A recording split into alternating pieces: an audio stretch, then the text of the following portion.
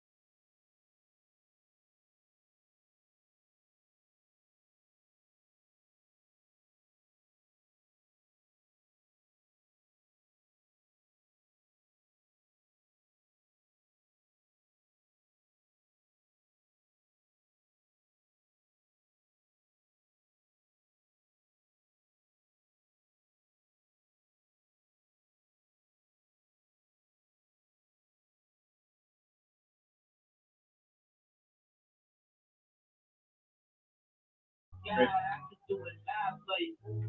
Now you have to put the business. I had to stop for you. I was scrolling through the gram, girl. I had to follow you. Say,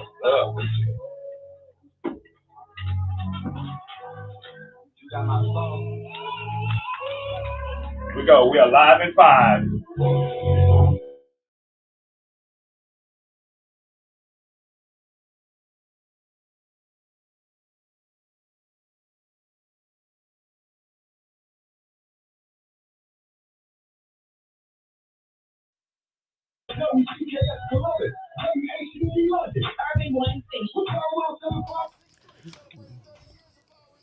All right, welcome, ladies and gentlemen. Welcome to another community forum brought to you by Urban One and our partners at Future Ready 5. I'm Nailz, right here from Power 107.5, 106.3, host of The Kickback, 3 p.m. to 7 p.m. every single day, right here on Power 107.5, 106.3. And I'm joined today by Mario Basora, the CEO of Future Ready 5, as well as the COO Dr. Vanisa Turney. Welcome to the show, guys. Thank you. Welcome back, Mario. Thank you. Great to be here again. Welcome back to the party, Mario. Yeah. So let me go really quick. Let me tell the listeners a little bit about Mario and Dr. Turney. So Mario, he brings 20 years of experience in education. And one of the things that I saw that stood out to me in your bio, Mario, that I didn't bring up last time, it says Mario's passion and mission is to improve the lives of poor and marginalized children. It stems from his own background as a child of color and raised by a single mom in poverty. Tell me more about that. Yeah. Well, so do you mind if I take these? No, I don't mind at all. It's just a little bit of honestly, we don't need them until we open the phone lines up, which you guys can call us up and have a conversation and join in, and also on our Facebook as well. We won't need them until later on when we get on the phone. But yeah. So I grew up in Southern California, LA area, to a single mother in poverty, and didn't have my dad in my life, like so many of our kids and families here, right here in Columbus. And to be honest, I think it made a difference in my life when I went to school. Kind of a poor student growing up, and then I ended up in college, and I had a moment with some professors and teachers that really turned my life around. And I feel like my life's work is to give back and to help other kids like me rise up out of poverty and really achieve whatever their mission and goal is in life for themselves. And so to me, that's my mission. That's what I get up every day excited to do. And I want to make a difference every single day in the lives of more and more kids so that the kids like me can also have the opportunities I've had in my life. I love it. And also here, Dr. Vanisa Turney, who also has 20 plus years of experience in education. And you've been a teacher from the pre-K all the way up to 12th. And then you also have you have experience as an instructor on the collegiate level as well. And in your bio, I saw that Dr. Turney believes that education is a right and not a privilege. That's all right. Elaborate on that for me, please. Oh, so thank you. So I actually was a middle school math teacher, right? Oh, and math. so from my personal perspective, I was able to witness what the struggle was and where the root cause was. You know, like Mario mentioned that he grew up in a household with a single mother. I was that single mother. And so just to give you an understanding of my background, I come from a 2-parent household. Neither of my parents were college graduates. But from a very young age, they instilled the importance of education for myself and my sister. So when I became of age, I was a teen mother. I had my son when I was 19 years old, and I have a 6-year-old daughter too. So with my 2 kids, I was able to actually see how that early intervention can change the trajectory of your life. But my son, he's doing well, but there was additional things I had to put in place as he aged. Whereas my daughter, I can see that I've planted those seeds and now she's soaring at a very young age. So for me, it's very personal, right? It's a personal mission to make sure everyone understands the value of education and how early intervention is critical and crucial to the livelihood of our babies. Yeah, thank you so much for that. That was going to be my next question to both of you guys. Why this mission? And we hear it in your stories already right here. Yeah. All right. So thank you guys so much for joining us. And so why the change to Future Ready 5? Yeah. So I think, Nailz, that's what we're excited about. We're here to talk about that and our new strategic plan. And to be honest, I think there's a couple different reasons we changed it. Number one, we are not Columbus. We're the whole county, actually. So we serve all of Franklin County. And so the Future Ready Columbus really was just a not accurate picture of who we are as an organization. And then the 5 comes in because we want kids ready by 5 years old. And honestly, we represent more than just, as I said, we also represent like places like Groveport, Madison, and Whitehall. They're 2 of our target areas. And, you know, we want to name sure that we support all the districts in Franklin County. And we'll get into a little bit of like our last conversation, which, you know, shocked me when you dropped some of those numbers like kindergarten readiness, you know, getting kids prepared for kindergarten. And some of those numbers just blew my mind away. And we're going to talk about those numbers a little bit later. But Dr. Turney, would you like to elaborate a little bit? Yes. And we had our original strategic plan, but now we have our new strategic focus plan, right? And so we're focusing on 2 key areas. That would be our collaborative and coordinated system. That offers a system of support, and our early childhood expansion. So we want to make sure that our name, our fresh brand, represents this new plan and how we're planning to move forward to make sure these babies are ready. And that's the focus plan. That is the focus plan, correct. Okay. And then also we can talk a little bit more about the Future Ready 5 focus plan. Let's break it down a little bit, because I know a lot of our listeners who are listening right now, they're like wondering like, why is this important to me? Why are you guys talking about this on Power 107.5 and Magic 95.5? Why is this important to the person listening right now? Yeah, so what I can tell you for sure, Nailz, is that it should be really important to us, because right now in our city, and I know we're going to get into the details of the plan, but right now 65% of our kids are not ready for kindergarten at all, and that challenge is even worse when you look at children of color, where our Black children are at 75% and not ready, and our Hispanic children are at 81% not ready for kindergarten. So really, this is what we call a tier 1 problem. When we have a system that ultimately is setting kids up where that 81% or 75% of our kids are not even ready to enter kindergarten, that's a systemic problem. And it's not another problem. It's the bottom line is we have to fix our systems, and we have to address the systems we have in place that get kids ready from 0 to 5 and make sure we change those practices. And so that's really the heart of our work. And go ahead. And what people don't realize is that this crisis that we're facing is getting worse. So our number of students who showed kindergarten readiness skills has dropped from even last year.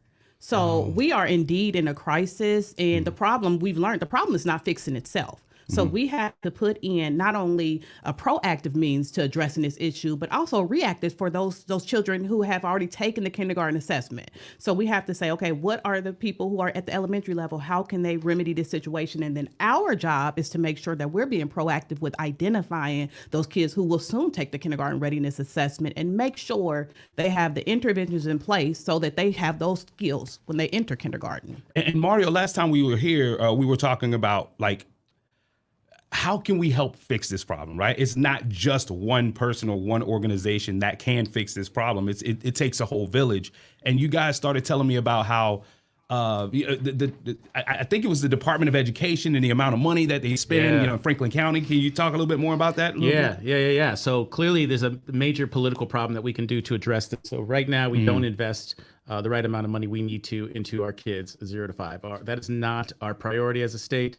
It is not our priority as a country, to be perfectly honest with you. But we need to focus more of that attention there because, as we know, a large part of the human brain is developed before the age of 5. And so if we're really going to address these challenges, it's got to be addressed in those early stages of life.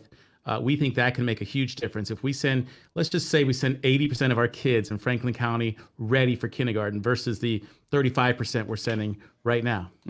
That 0 to 5 time would make a tremendous difference on all of those children in their lives, on the entire county. I know the business community is very concerned about workforce readiness in this county, and we all are concerned about workforce readiness. But if you want to get folks ready for the workforce, there's no better investment than 0 to 5. It starts way back then, right? Absolutely. You're getting set up on the right track. Doc, you said you look like you want to... And additionally, at the elementary level, and as kids progress, we have what we refer to as Title I intervention. That's where taxpayers are paying dollars to intervene with our kids. When I look at that, are we truly being fiscally responsible if we're reacting to the problem every time?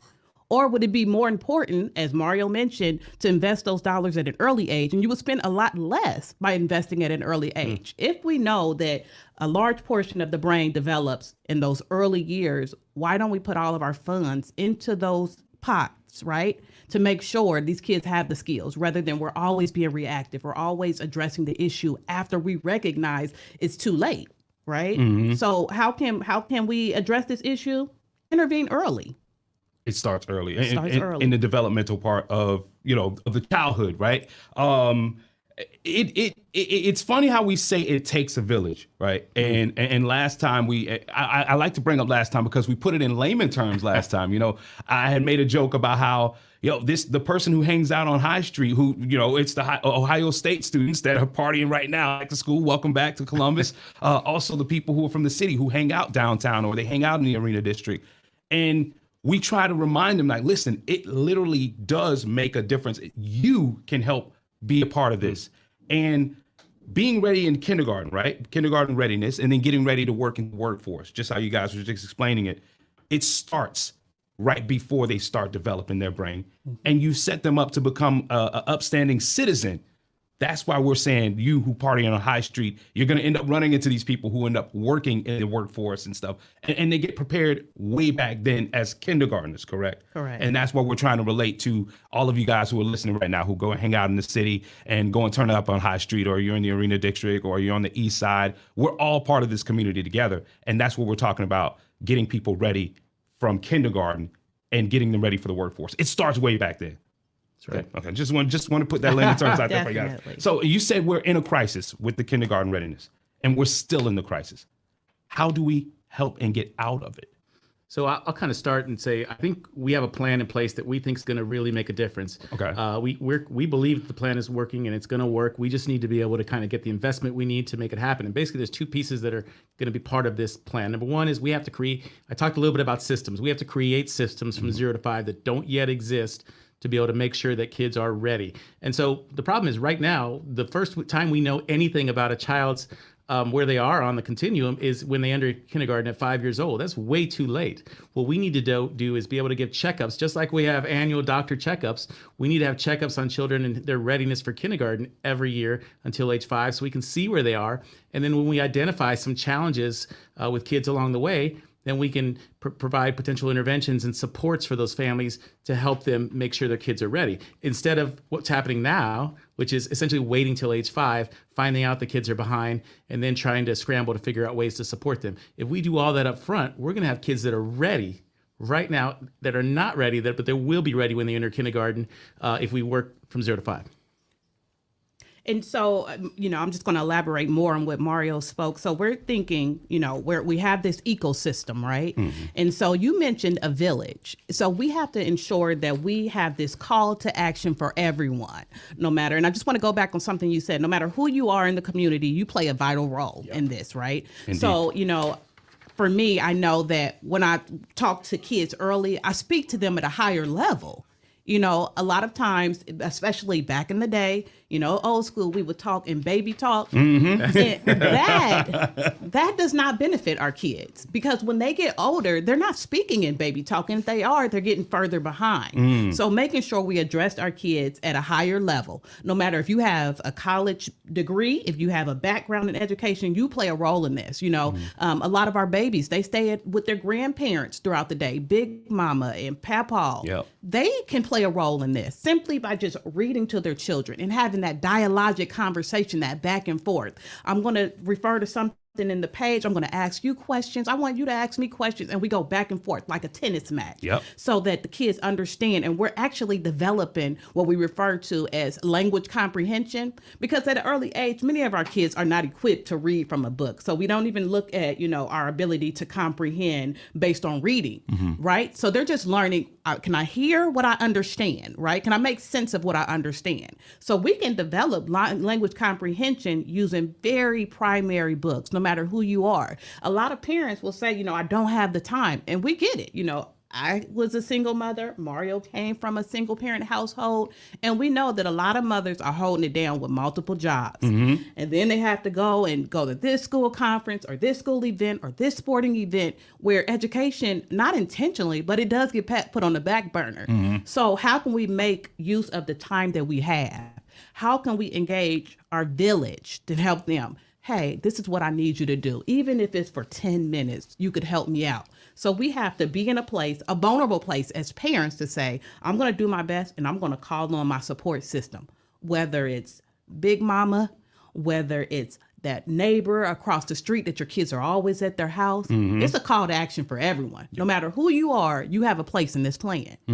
So when we look at our plan, we're talking about engaging everyone. So Mario kind of hinted at this idea of an ecosystem, and we're going to elaborate more on that ecosystem and how everybody is connected. And you listening right now, who's part of this ecosystem, you want to chime in on this conversation, our phone lines are open too for you to chime in, ask questions. Maybe you want to make a statement or elaborate on something that you heard Mario or Dr. Turney say at 614-821-1075. Again, 614-821-1075. And we're also broadcasting live on our Facebook fan page right now. But let's go back to real quick. Mario, you mentioned something about so people focus on getting kids ready for kindergarten but before the age of 5, and that's too late. That's a shocker to me. Can you talk a little bit more about that? Well, so I think I meant they focus on kindergarten they focus on kids being ready once they get to kindergarten. Once they get to kindergarten, I'm sorry. We're not focusing on it early enough. And the truth of the matter is we need to focus on times where we don't think we need to focus. So like Dr. Turney said, at birth, we should be, in fact, even in the womb, during pregnancy, we need to be focused on kindergarten readiness with children. And so there are a lot of strategies we need to do that. And so part of our work, we think, over the next 18 months, when we try to build this ecosystem, is working on what we're calling just a tier 1 kind of approach. In other words, focusing on what are the basic things that all families need to know, that all children need to be exposed to, that we know will get them ready as best they can for kindergarten. And so we're really kind of narrowing in on those things and then saying, how can we deliver those things to support families and help them be able to give their kids what they need so that they can be ready. And so that's essentially the work we're going to do. And we think the assessment work we're going to come up with, and then the planned interventions and supports based off those assessment results to support families, will ultimately have a significant impact.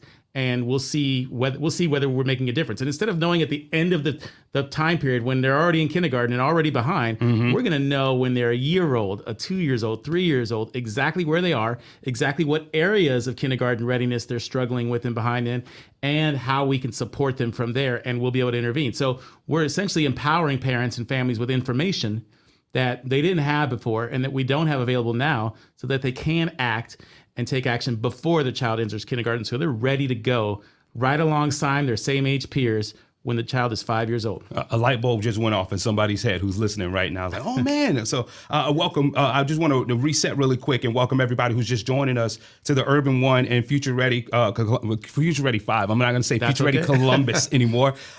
This is our town hall. And I'm sitting here with the CEO and COO, Mario Basora and Dr. Vanisa Turney.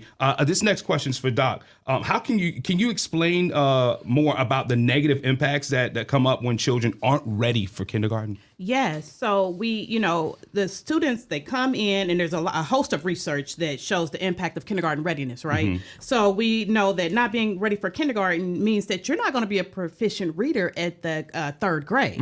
And so in my previous position, I served in the curriculum department, right? And so we have to, and it's so heartbreaking, when you have to draft these letters to families to let them know that their third grade student will be retained because they didn't pass that third grade reading assessment. Oh man! No matter what their grades were like throughout the school year, no matter their attendance, no matter the effort that child put in place, if they don't pass that test, they have to be retained. So when we talk about waiting until it's too late, that is heartbreaking. And and it's heartbreaking for those kids because they see their same age peers move on, and they start to internalize that, and they think it's something wrong with me. And then you have parents who have this guilt and this shame because they're intervening way too late. And I'm going to be very honest. Those parents who are under the impression that you're supposed to start working with your kid when you get into kindergarten, there's no shame or no blame, because that was me. Even being a middle school math teacher, I was not under the understanding that I was supposed to intervene early. Someone who's in the field of education, I had no idea.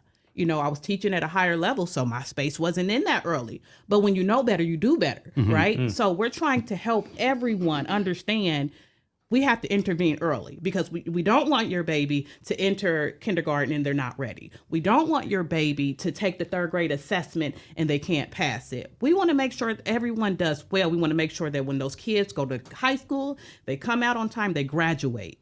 We want to make sure that they understand that there's so much research that shows the link between kindergarten readiness and negative health outcomes. There's links between kindergarten readiness assessment and the limited employment prospects and lower wages for those individuals. So it's not just a kindergarten issue, it's a life concern. We're affecting your life trajectory when we look at preparing you for kindergarten. We don't want our babies to remain in that cycle of poverty. So how do you end poverty? You end poverty with education at a very early age. That's how you stop that cycle of poverty. That's how important this is for us. We talked about it, Nailz. That's exactly what this is about for us. Yeah. So I know there's probably an educator listening right now who was in the same position as you, and they're thinking, this student is not reading at third grade level, like you just gave that example, and they're thinking, maybe it is me. Maybe I can help a little bit more. Maybe I can go above and beyond just a little bit more, and being in tune with what's going on with that student back at home as well. So it's great you said that. Like I said, if you want to join in on this conversation, 614-821-1075. Again, 614-821-1075. You can also comment on our Facebook fan page, which we're broadcasting live right now at WCKX Power 1075, 1063. How is Future Ready 5 working to fix this? Yeah, so let me kind of try to explain this using a concrete example of a child that we'll call Chris. All right. So when Chris is 3 years old, he takes an assessment to see if he's on track for kindergarten. Right. So this checkup will show that he's maybe off track, and then when you have that, you show exactly where he's off track, what area he's off track on, and Chris and his family then will be matched up with a learning guide and a personalized learning plan team that will create a plan with the family to essentially support the child with whatever areas they need to improve or that they should be able to grow in to help them catch up with their same age peers. The family's matched with those supports to meet their needs. Maybe it's access to food resources. Maybe it's speech therapy, or other things for Chris. Maybe it's a nearby preschool for Chris to attend. Or maybe it's even like an intervention around like an arts-related literacy intervention that we can do as well. So the idea is then the learning team will follow Chris and continue to assess his progress, adjusting supports as needed over time, so that when Chris is at 5 years old and ready for kindergarten, Chris, whose scores and his assessment at 3 years old were behind his same age peers, is now caught up and maybe even advancing beyond them because we were able to provide support. So the power of that checkup is huge, Nailz, and can make a big, big difference, I think, down the road. And you even mentioned like nutrition and everything. I didn't know you guys worked with that as well. Yeah, we're pretty holistic in our approach in terms of what we're trying to do to help support children. We know that the whole child needs to be addressed. And if you're going to work with the whole child and you want kids to be ready for kindergarten, it's not just pure academics in that sense of math, reading, although that's really, really important. And we need to make sure that that's included in this work. But it's the whole child. You got to have a safe home. You got to have food on the table. You got to have healthy food on the table. And you have to have a family that feels that's safe, and that you have to be in a home where you can grow and be nurtured and cared for. I mean, those are all really important pieces. And we want to try to do what we can to support that. So Mario, he spoke on this ecosystem of supports, right, for families. So we want to make sure that when we do give our children our assessments, then there's a plan. He spoke about the learning team. What's so important about that is that it's not a situation of so what, now what? So what? We've established your child is behind. So it's really now what? The power is in those interventions. When he speaks about tier 1 interventions, he's essentially talking about what are the supports, what exactly do you need to succeed? A lot of parents, this has been happening where they give them the supports. They tell them you need to go here or you need to go here. Well, if you're a parent, you start to get overwhelmed with being pointed in this direction, in that direction.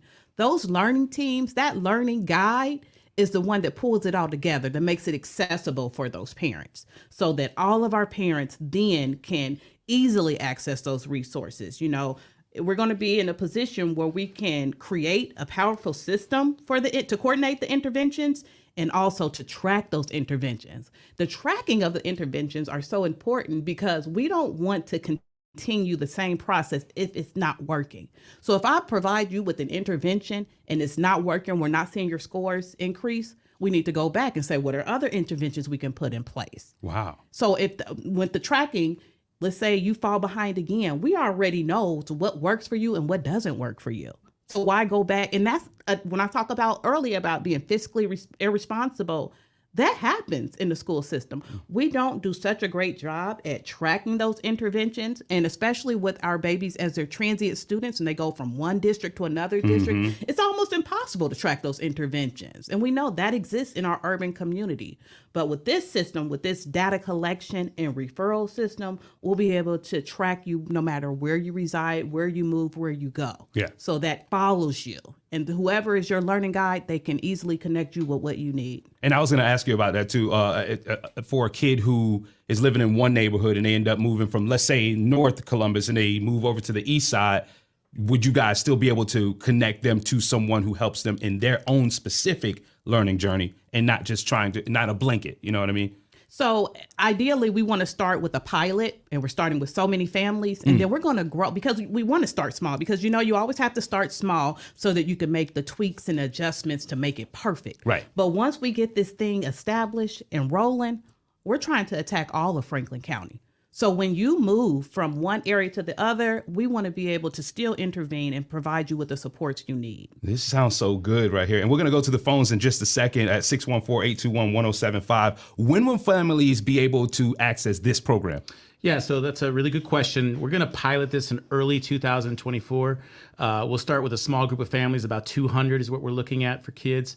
We're going to collect data on that and how well the program works, and kind of tweak the system and try to roll it out countywide over time. Our goal is by 2030 to try to have the system accessible to 90% of the families within the county. So there's a lot of work that has to be done over that time period to be able to make it work. But we believe, as we said earlier at the onset, that this is a solution that will work ultimately if we all have the will to really make it happen and the funding ultimately to support it as well. So family who are interested in participating in the pilot can look out for more information starting in March, or they can reach out to us on our website and get information now. We'd love to get your name and information now so that we can make sure we put you on the list to be able to be part of the pilot, because we are interested in lots of families. We're going to be working with some specific preschools and centers like that, and home-based centers too. But beyond that, we also want to work with just families who are interested that aren't necessarily tied to those centers as well. It'll be really interesting to include them in the pilot too. Nice. So let's go to the phones really quick. We have someone on the phone who's a provider. They want to remain anonymous, but it sounds like they would like to be a part of helping with this. Good morning. Good morning. You on with us? So, what are you trying to offer services, or you like to add on to the conversation? I would like to add on to the conversation. Okay. I just want to say that we as daycare centers and providers, home centers, are the least disrespected, and we are actually out here trying to work to get children ready for kindergarten, and we're not even properly funded by the government, and we're out here doing more work trying to get funds to fund for a child to be ready for kindergarten than we are actually putting in the time and the quality to actually teach these children. Yeah, I want to kind of comment, if I can, on that, Nailz. You know what? Thank you for your comment, man. We really appreciate it. That is so important, because that's a huge, huge part of the challenge. You know, we have, our early care centers. They're the unsung heroes in all of this right now. Ultimately, they're the ones doing the work every single day, working hard on very little pay right now. To be honest, we are not funding it and respecting this profession at the level it should be funded at and respected to support our kids. We talked about 0 to 5 being such an important time in a child's life, and how important it is to learning. It is the most important time in our lives, yet it is funded at some of the lowest levels to support that work. So I really appreciate the caller coming in and highlighting that piece. Thank you. Yes, no problem. Thank you. All right, thank you so much. We also got another call. Let's go to the second caller. It looks like she's representing Columbus City Schools, I believe. Hello? Yes, I'm here. Hey, how are you? I'm good, and you? I'm good. Good morning. Thank you so much for talking to Mr. Basora. That's okay. And Dr. Vanisa, Turney. Yes, You can go ahead and chat with him. Okay, great. You have a question, or you wanted to add to the comment? I just wanted to add to the comment. Basically, I am an intervention specialist, and I'm from Columbus. I work for Columbus City Schools, and my biggest I would say factor, what I noticed that is an issue for our students and families, is the connection. I think the kids and the families that need the most support have the most disconnect to the resources. I do believe that the resources are there. I think that there are some things, a lot of programs like we have, that back to school backpack, all these back to school things getting kids ready. And as an educator, I still see students come in every day on the first day of school with nothing. And I don't believe that it's not that the parents don't know, but just actually having either the actual energy to go do, or maybe the resource to get there. But until our parents actually get to the point of where they are being proactive, like you said, instead of reactive, I feel that it is our job to actually have to take that extra step to bring these resources to our parents, whether it be we go and call early on our families and say, hey, do you have these things provided? Asking these questions early on. What do you do with your child? How is your reading? Do you have access to a library? Do you have a library card? And it's really like probing into their lives, because what I know is the parents who are active, parents who care about our children's education, what they're going to do in the future, they know things about like ed choice. They know about putting their kids in the school lottery. They know about going to all the free resources. They come to the parent-teachers conferences. They come to the open houses. But those are the kids, the majority of the time, are passing the test. We need to figure out a way to get those families that do not come to parent-teachers conferences, that do not come to the open houses, go to their doorstep, go to the community that we know needs the help, knock on their door and bring them to the actual resource themselves. Do you have transportation to get there? Are you aware that this is going on this day? And that is my biggest thing. Like, there are, again, program after program, resource after resource that is being provided. But again, the people that need it, they don't actually take advantage of it. It's like you have to show them how to actually crawl before they can walk. Hey, you need to do X, Y, and Z. You have to hold the parents accountable and sort of hold their hand. And even in the homework situation, I have students who go to charter schools, go to private schools. And again, me working in the public sector, just actually seeing how some of the charter schools, and again, they may have, or even the private schools, they'll have homework help, helping the parents they know that may not have, again, the education to actually help their child. They're giving them the steps. Hey, we need you to do X, Y, and Z instead of saying, hey, read 20 minutes with your child a day. No, we are going to break down this. We're going to give you the who, what, when, and where. We're going to give you these stories. I literally work with kids who are maybe 15 or 16 years old and seeing them about to enter in the real world, and they don't even know how to write in cursive, how to read or write a paragraph. They're reading, supposedly looking at these test scores at second and third grade level. So it's like, what do you do then to help prepare a soon-to-be adult who is reading on a first and second grade level, who we're trying to say, again, let's get you ready for the entry force? It's like they just forget about them.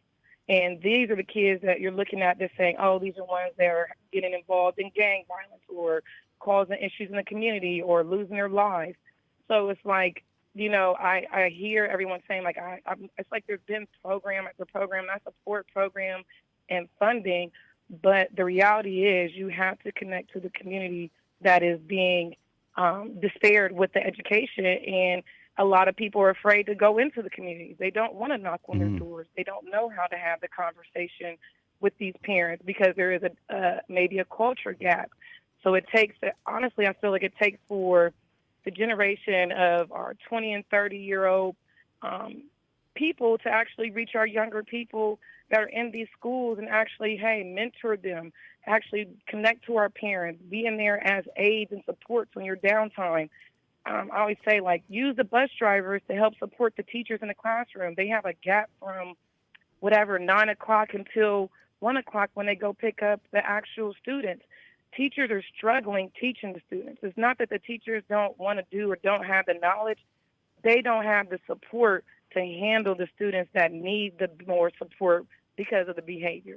You can't learn if you can't educate or get through the behavior, and that's my main focus. Get to the behavior, then you get to the education. Well, you know, first of all, you said a lot right there. You said a lot. And second, we want to tell you, thank you so much for all the help that you're doing in the community and working with Columbus City Schools. Or Dr. Turney, you want to take that one? Yes. First, I want to express my respect. Anyone who stands in front of children, get my utmost respect. And they should, right? Because if you're trusting your baby with another adult for an extended period of time, they have to have some credibility. Yep. So some things you mentioned just resonate with me because you mentioned how we have all of these resources that are available. But those who are well off are the ones who access them. And then the ones who truly need them, you know, they're not able to access them. So I hear you out. And Mario and I have been having this healthy debate where we kind of play devil's advocate so that we can get to that bottom line of how can we make it accessible no matter what your circumstance is. And so I think everything that you mentioned has to play a role for this plan to work. We have to look at how do we reach our parents no matter where they are. If they only have a 2-minute period, how can we connect to them? How can we go to them? Whether you're at your job, can we come see you at your job? I only need a little bit of time. And help them to understand that we're going to hold your hand through this process. You're not alone. There's no shame. We've been where you are. But I think more importantly, it's going to be important for our community, our village, to understand that this is a call to action because the school system can't do it alone. We can't do it alone. We've tried. Us, Mario and myself, we've been in public education for so many years, and we know that it won't work. We've been doing it like we've been repeating the same behaviors year after year, and every year we're hoping for different results. We have to step back and say, let's try it a different way. Let's reach out to some of those community people who have connections with our families. Bring them on our team because it has to be truly a team for this thing to work. So I hear everything that you're saying, and I truly want you to know that everything that you've mentioned, we've been going back and forth with as late as yesterday with us going back and forth saying, and Mario said, but what if I'm a parent and I can't do this? And we're sitting there, we're coming up with ideas, and we're inviting anyone else who has an idea, come play in our sandbox, come on our team. We're gonna, there's a place for you on this team because we have to make this work. We only have one shot right now to get this right because once those kids go on to kindergarten, we've lost that shot. We've lost that window of opportunity. Can I just throw one more thing in? So I think what you said that was so key is This idea that we have to get in the neighborhoods, we have to get on the streets, we have to get to people's doors and knock on doors and door to door and talk to families in that way.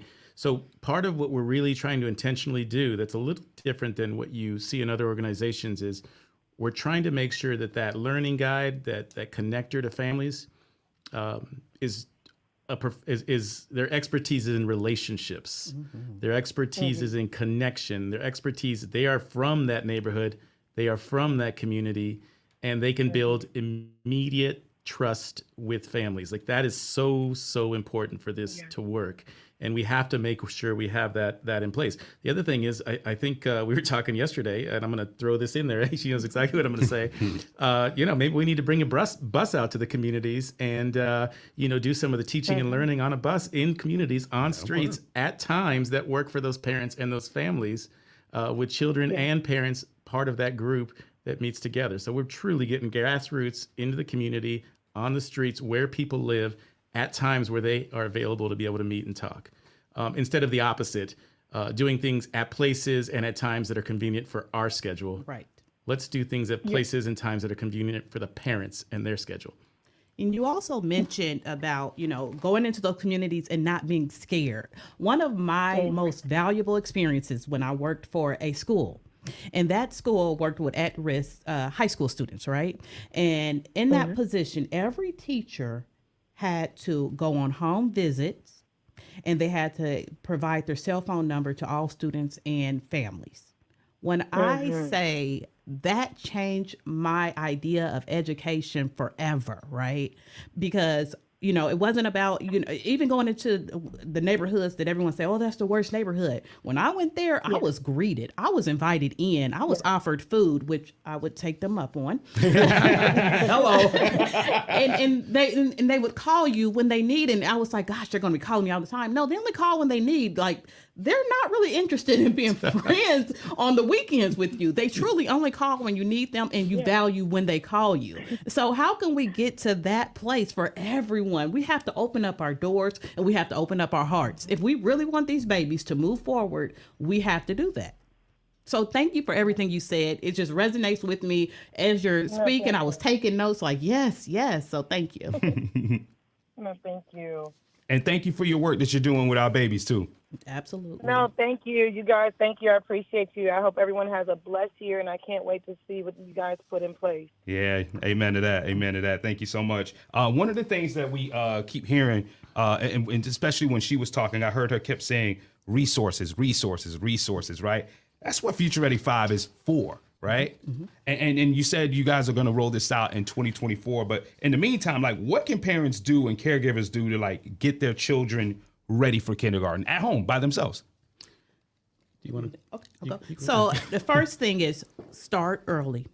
Mario mentioned starting with their babies, and then he said, actually, you know what? Starting in that maternal phase. We have to start reading to our babies before bed, establishing a routine so that they feel safe, so they have structure, so that when they go to kindergarten, they're ready to learn. They're ready to be in the position to receive the information. And when you're reading to them, it's not just about reading, because I feel like for so long, we always say, read to your child 15 to 20 minutes a night. If you're reading to your child, I would take reading to your child for 10 minutes if you're able to engage, really get discussion with them, as opposed to just reading to them for 15 to 20 minutes. Tell them what you're doing. Do a think aloud approach. I always do that like I'm thinking out loud so that my child can understand this comprehension phase that I'm going through. Tell them why something exists. If you go and turn to a page and one of the characters are doing something, ask them, why do you think they're doing that? And then you tell them why you think they're doing that. Never telling them that their answer is wrong, right? Because we don't want them to think that every time I answer, I'm wrong. No, that's your perspective. And over time, you'll start to shift their perspective where they're able to truly comprehend what's happening. When you go to the grocery stores, I remember there was a study and it showed that kids who went to the grocery stores at a young age, the well-off and the kids from affluent neighborhoods, they would say, their parents would talk to them, this is a cantaloupe. The inside is orange, as opposed to, give me that fruit right there. You know what I mean? Yep, So yep. really conversing with them, and while it may seem so minor to you and so minimal, and you're like, it's not about you. It's about helping that child to attain that information that you already have. And, going and talking about the colors, counting, I need 2 tomatoes. Help me count this. And you're counting with them, and you're naming them and naming colors when you take a walk. Singing is a great way to bond. I remember when we went through the COVID epidemic. Oh, boy. And all we could do was take a walk. And I remember us just playing word games with each other. I would say a rhyming word, and I would want my daughter to say, well, we would go back and forth. Or I spy, just little fun games like I spy something that's white. And then they're looking for it. And then if she would name something that was yellow, I would say, no, you silly girl, that's yellow. This one is white. Find another one for me, because you do want them to understand, just having fun. We've taken the fun out of learning. And that's why it becomes so stressful, and it becomes, another task, another thing they want us to do. No, when you're driving, play word games. Do things that are fun. That actually made me a little excited. And also to our listeners who are listening right now, when you're talking about playing games with the kids, that's just showing you're present as well, and you're interested in your child learning. We see up and down our timeline. Remember last week and this week, and maybe even for the next rest of the month, we're gonna see parents posting the pictures of their kids with their school outfits. My baby's going back to school. Don't just post your kids. Be active in their life as far as the school is concerned. When they're coming home after school, how was school today? What'd you learn? Like, have a conversation with them, right? Am I wrong with this? Because I've noticed that, I could talk about my sister and my youngest niece, who's 7 years old. She's in school, and I noticed that my niece is a lot more talkative, and she can and hold conversations better than her older brother and older sister, because I feel like my sister had conversations with her youngest daughter when she was younger, and she was more involved as well. And not to call my sister, I know she's probably going to go off on me or whatever.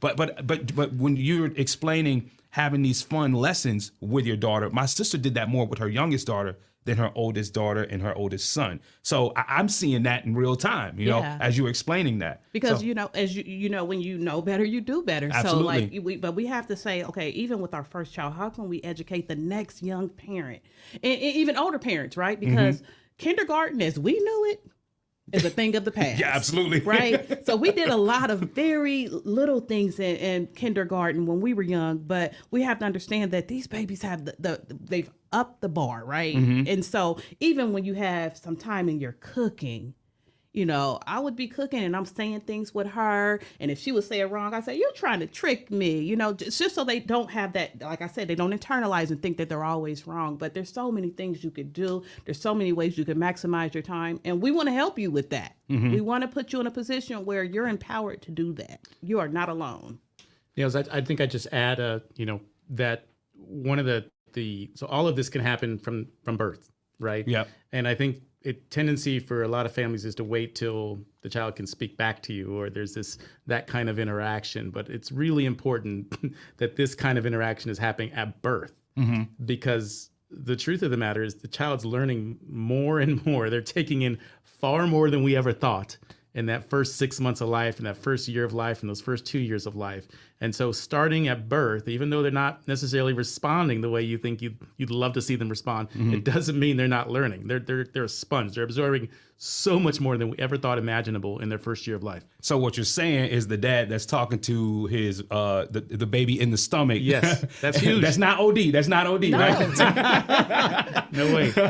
Again, sitting here with Mario Basora and Dr. Vanisa Turney. They are the CEO and COO of Future Ready 5. They even brought Amanda here too. You can say hi, man. You can say hi. Just hi. Amanda, you want to get on camera? Then we're in here. You mentioned how kindergarten. I just wanted to go back really quick to the kindergarten conversation. You said kindergarten from when we were in school and when the kids are in school today, they're completely different. I remember learning the word A on a piece of bread watching Sesame Street, right? Today they have iPads and technology. Do you think that plays a difference in a role? Do you think that helps them or hurts them? I think depending on the methodology and what your intent of using that device, I let my daughter, she has an iPad. Okay. And we have all types of learning apps on there. And she is able to, her vocabulary was so rich at an early age. Her acquisition of sounds, letters, she was reading at before 3 years old, like at her late 2 years old. And I have videos on my Instagram that shows her reading. And a lot of that plays with, not just putting her on a device, but us together going through that and helping her to understand, and then us replicating what she watched on her iPad when she doesn't have access. Talk about the gifted comment on that, because this is really important, and I think it plays into this conversation very well. So my daughter, when I was at the preschool as a preschool principal, she was there with me while she started at 3 years old, like most preschools do. And she took the early learning assessment. And she tested to go into kindergarten at 4 years old. Wow. And I'm going to tell you, I do not think my child is gifted. Wow. Especially with some of the things they say to me at home. But I would say what set her apart from others was that early exposure.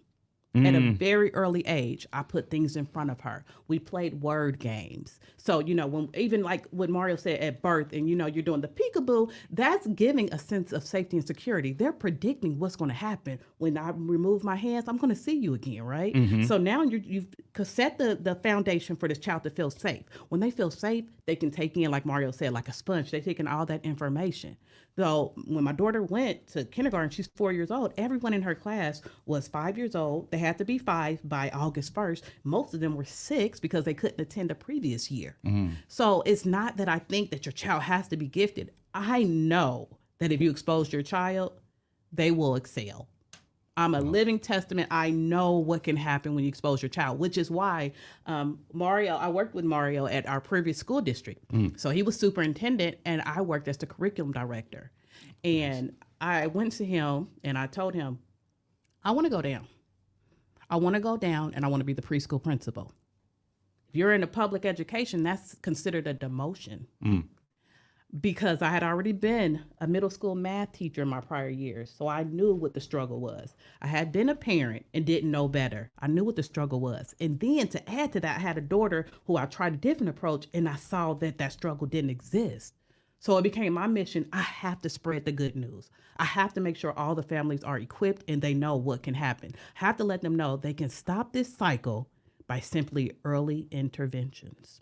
I feel like I already know how to kind of like raise my kid a little bit and make him a little bit smart. I don't even have a kid yet. So. but if I did, and I'm listening right now and I'm hearing the stories that you guys are saying, my kid isn't developing to that point right now. Who should I call? Where should I start to communicate with someone to get these things in my household, Yeah, so I think there's a few places. You can talk to a pediatrician. Go to helpmegrow.org, which is a great website to take the online assessment, ages and stages questionnaire for children under 3. And then after you complete it, a Help Me Grow specialist can help discuss the results with you and place referrals potentially to help support your family. Spark is an amazing program that offers home visiting for families and kindergarten readiness support for 3 and 4 year olds. And you can find out more on our Future Ready website as well. You can visit the Columbus Metropolitan Library for their Ready for Kindergarten programming. They have a lot of great, rich programming for kids as well. They have classes, story time aimed at getting kids ready, and all that programming is completely free. And in addition, I'd say, we have a lot of other resources on our website, futureready5.org. FIVE. Yes, let's add .org. And it's the first time I've actually said the website out loud. So futureready5.org. And you can reach out to us and you can get our contact information there so that you can be part of this pilot to help support this work and forward and be on the front lines of really helping to make a difference, not just for your child, but for every child in Franklin County. We know this is going to make a big difference. If we have the commitment from families, from the community, and we have the financial support from the community as well, we think we can make this happen.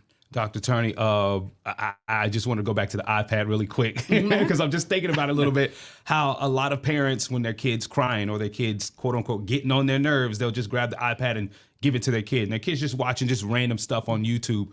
Do you have any suggestions on things for them to put on their YouTube for the kids to learn things too? Yes, there are so many different apps. There's so many different YouTube channels. So I know like Lottie Learns is one that I use for my daughter, and I attribute that a lot of her reading skills to that. We have videos we recorded for Haggerty Learning. If you go and you type in YouTube Haggerty, it's going to teach your child those phonemic awareness skills. And those phonemic awareness skills are teaching your child how to listen, because once you listen and you understand how words have relationships, when you read those words, you're able to decode, you're able to spell better. So making sure our kids know how to rhyme, they know how to blend words. So if I have d and og, and together, if I put them together and I blend them, I get dog. And how to then do the opposite segment. I have dog. Let's break it apart. Dog. So there's so many different things, and there's so many video tutorials for parents, and that's our job. We're going to make sure that we have like a package that tells you what you can do and how you can access it at specific ages. And so that's a part of the work that we have coming up. There's also there's another app that I think is really great. Oh my goodness. And of course I lose my. I always do it. Yes, reach out to us. I will have it for you.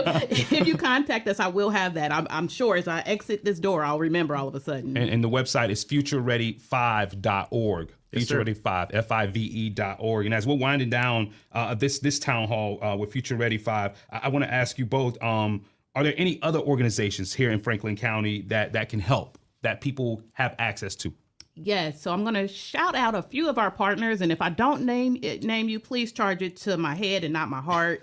But Action for Children, they take care of the child care referrals and information, so they hold some of the access. They hold the key. They're like the gateway to help you navigate and get to those quality child care centers.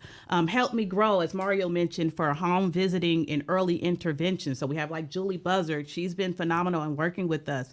Celebrate One, when we're looking at that maternal in the primary, very, very early ages, those babies, we're looking at safe sleep. We're looking at parental support, because, you know, parents, we figure there's no real book that is a true manual to follow. So we have to, lean on our support. The Columbus Metropolitan Library, they have free learning supports. They have activities, they have classes. We've been partnering with them to make sure we got good resources. So make sure you stop at that library, and you have to advocate for yourself and say, this is my baby, they're struggling, how can you help me?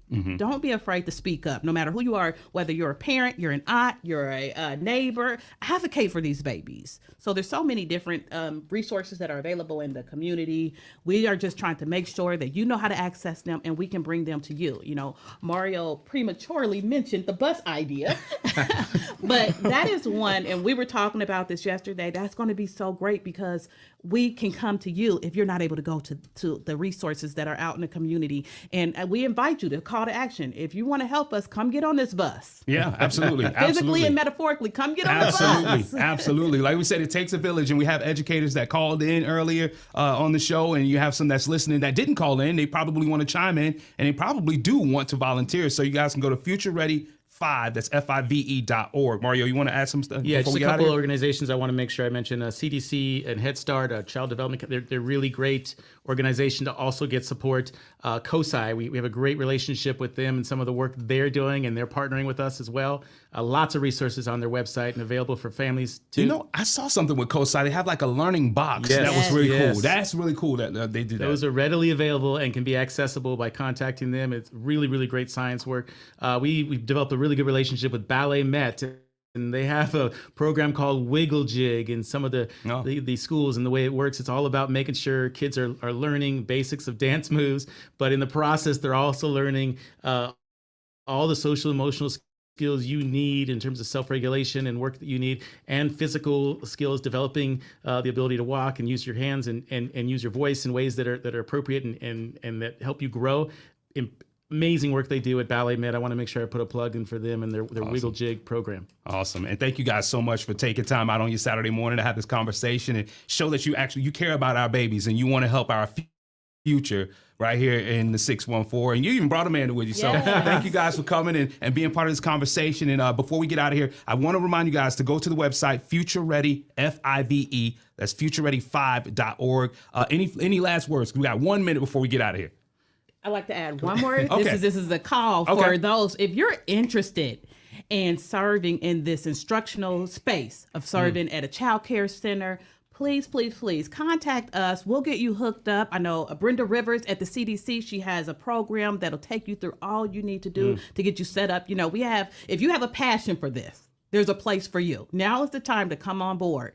We can help you get to where you need to be. We can help you with the credentialing process. So, if you're tired of working a position that you're not happy with, we can guarantee you a position that you're going to find passion and you'll leave every day feeling empowered that you made a contribution. Well, thank you guys so much. Mario, you want to say something? Yeah, I think it's sort of along the same lines.